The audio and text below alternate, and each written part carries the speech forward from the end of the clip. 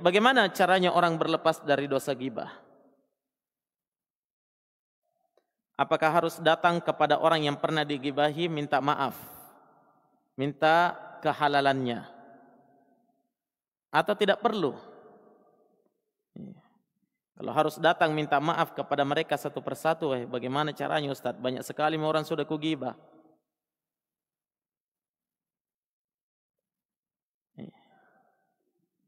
Baik.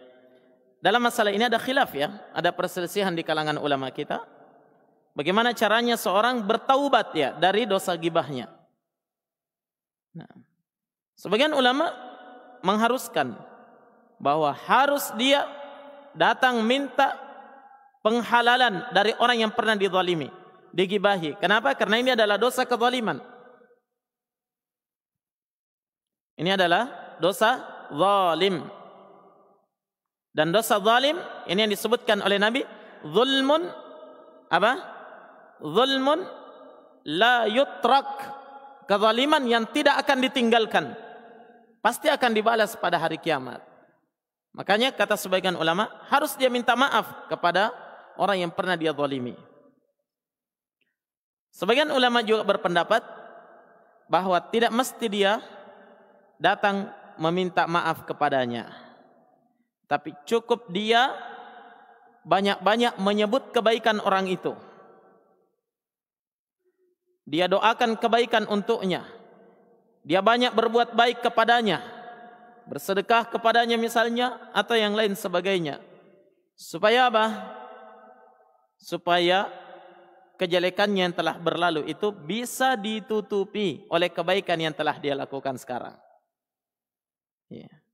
Karena Allah Subhanahu wa taala berfirman di dalam Al-Qur'an, "Innal hasanati yudhibnas sayyi'at."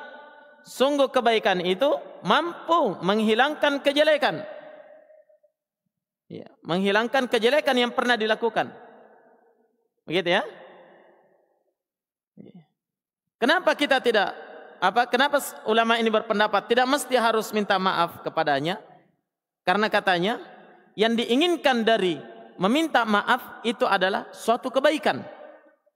Tapi kalau dia datang misalnya justru menimbulkan kejelekan, lebih baik tidak usah minta maaf.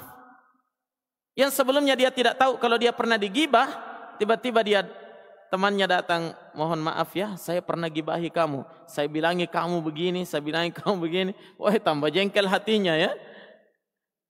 Akhirnya semakin terjadi kejelekan, kerusakan. Paham ya? Ya. Makanya katanya kalau bisa menimbulkan kejelekan, dampaknya semakin buruk, maka tidak perlu dia minta maaf, tapi dia banyak melakukan kebaikan kepada orang itu. Makanya kalau tiba-tiba ada ikhwah, tiba-tiba baik sekali sama antum ya, mengerti maki saja. Nah,